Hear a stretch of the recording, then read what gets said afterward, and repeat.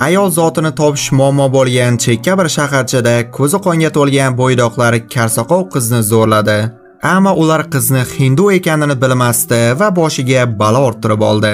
Filmni to'lig'ini ko'rishni xohlasangiz Telegram kanalimizdan yuklab olishingiz mumkin. Kanal manzili kommentariyada.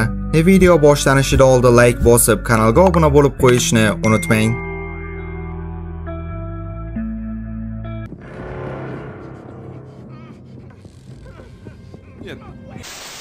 Zoe 24 yoshlik kar qiz u quyoshda ko'p yuraverib qorayib ketgan yigiti Denning yoniga tashrif buyurmoqchi. Buning uchun u Amerikaning janubi-g'arbiy cho'llarini kesib o'tish kerak. Qiz yo'lda mahalliy banditlari bir bechora yigitni mashinada bosib ketayotganiga guvoh bo'lib qoladi. U yarador indiyskiga yordam berib mashinasiga o'tirg'izadi, ammo qaroqchilar ularni quvib yetib yigitni o'ldirishdi. Zoe'ni esa o'g'irlab tashlandiq omborga olib kelishadi va qizning issiqqina duxovkasida birin-ketin kalbasa pishirishni boshlaydilar. Sim tufayli qonayotgan oyog'idagi yarasiga aroq quyib qiynayotganini aytmasa ham bo'laveradi. Den xavotirda u Zoe'ning oxirgi yuborgan suratidan qayerda ekanini bilib politsiyaga xabar qildi. Bezorlar esa Zoe'ni tugatib bo'lgach karta o'ynashga ketishadi. Qiz o'zini bir amallab tikanli simdan ozod qiladi, itvatchalar esa uni quvib yetib o'ldirishadi. Ertasi kuni Den uni qidirmoqda va o'sha joyning to'p aholisidan bo'lgan Kulrang bo'ri ismli hindu Zoe'ni topib, apachilar qabristoniga olib borib, Amatus Fugonse, Jutunzag'i Jibug'onse deb sehr jodu bilan tiriltirishga harakat qilmoqda. Lekin marosim paytida tasodifan apachilarning rahbari bo'lgan Mangus Coloradusning ruhi o'limdan qaytdi. U Zoe'ning tanasida qizni zo'rlagan erkaklarni o'ldirish uchun qayta tug'ildi. Zoe shaharga borib Denga qo'ng'iroq qiladi, lekin yigit u nima deyotganini tushunmayapti. Zoe politsiya mashinasini ko'rib haydovchidan yordam so'ramoqchi, ammo mashinadan qizni zo'rlagan banditlardan biri jet tushib qizni payqamasdan barga kirib ketdi. Va shu payt apachining ruhi qizning qo'rquvidan uyg'onadi va ichkariga kirib shisha bilan bezorni ichak-chavog'ini to'kib tashlaydi. U shuningdek uni miltiq bilan o'ldirmoqchi bo'lgan barmenni ham va bilyard kiyi bilan hujum qilgan ko'tanakni ham ayab o'tirmaydi va qonini to'kadi. Den barga kelib allaqachon kelgan politsiyachilarni ko'rdi. Zoe esa allaqachon bu yerdan juftakni rostlagan. O'lganlarning do'stlarini ko'rib, Den ularni Zoe'ning g'oyib bo'lishiga aloqasi borligini tushundi. Ular esa bu qizni birinchi marta ko'rib turibmiz deb javob beradi. Sherif yo'l chetida qarovsiz qolgan mashina haqida gapiradi. Cobalt ekaniga qaraganda bu yo'qolgan qizga tegishli.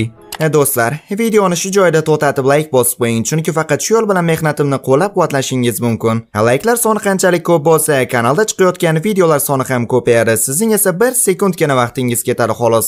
Like'lar uchun rahmat. Ertalab qiz omborxonada uyg'onadi va qolgan banditlarni topib o'ldirish uchun kamon yasamoqchi. Bezorlar esa qizning qabriga borib murda yo'qligini ko'rishadi. Undan qolgan qonda esa qurtlar jit qilib yotgan ekan. Kompaniya mashinaga qaytdi va bezorlardan biri Krit mashinasining baloni o'q bilan teshilganini ko'radi. To'satdan Zoe paydo bo'lib, kamon bilan unga o'q uzishni boshlaydi va o'qlardan birini vazelinlamasdan yigitning orqa teshigiga joylab qo'yadi. Omborga qaytgan qiz tanasi parchalanib ketayotganini tushundi. Chingachgu katta ilon esa uni topib, uning tanasiga nima bo'layotganini aytib bermoqda. Qizning tanasiga kuchli ruh kirib olgan va uning tanasi uzoq vaqt bardosh bera olmasligi haqida ogohlantiradi. Shuning uchun Zoe ishini tezroq bajarish kerak. Zo'ravonlarni o'ldirish uchun esa yetarlicha vaqti bor. Trey Kritning Johnson tanasini topib, qo'rqqanidan Zoe'ni qo'lga tushirish uchun Denni o'g'irlab ketishmoqchi. Yigit esa hali ham sevgilisining g'oyib bo'lganidan "O'zimga kelolmayapman" deb po'kkilab turib yig'lamoqda. Zoe yigitini tashqarida tinglab turgan ekan va oynaga endi uni unutish iltimosini yozadi. Den unga yetib olmoqchi edi, ammo Trey uni ushlab oladi. Zoe esa buni ko'rib, bezorlardan biri Cody'ning bo'yniga o'q uzdi.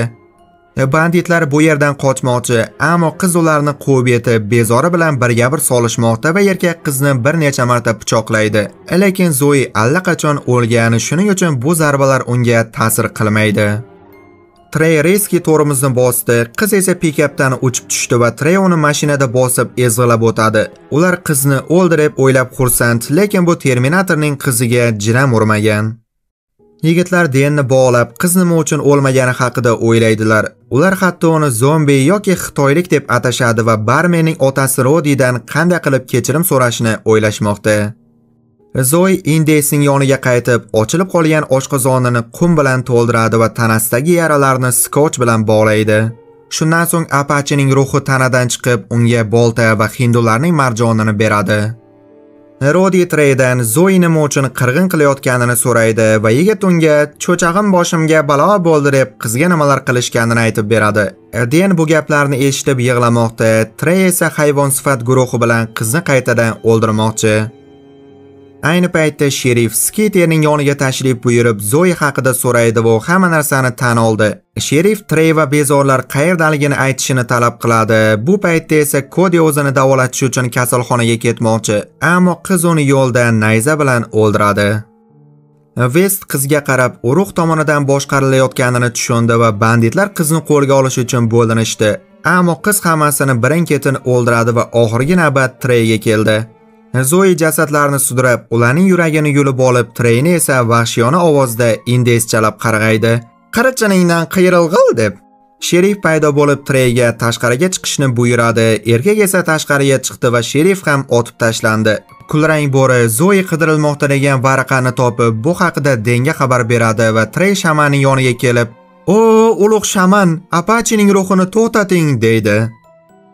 Bu vaqtda Zoe Treyning uyiga kelib, o'lik Skaterni ko'rib, u yerda o'tirgan keksa kampirni ham uchratadi. Bu Trey va Skaterning onasi ekan. Ayol o'z oilasi haqida gapiradi. Ma'lum bo'lishicha, ularning ajdodlari Apachelarning ko'p qabilalarini qirib o'ldirgan ekan va endi buning hisobini bolalari bermoqda va Zoe uni ham o'ldiradi.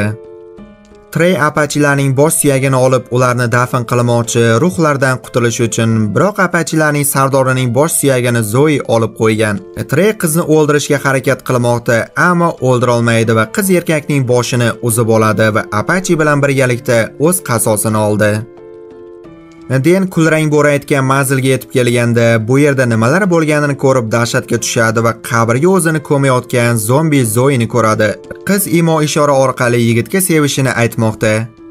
Den shundan so'ng uning tanasini yoqib yuborib, Apache bilan Zoe'ning ruhlarini ozod qiladi va ular ertasi kuni ertalab dafn etiladi. Den to'g'ri ish qildimmi deb so'raydi. Shamanning so'zlariga ko'ra esa Zoe bu dunyoning iflosliklaridan qutulib, endi yaxshiroq joyda. Bu kinoni ko'rib, bolaligimdagi multfilm Pocahontas esimga tushib ketdi.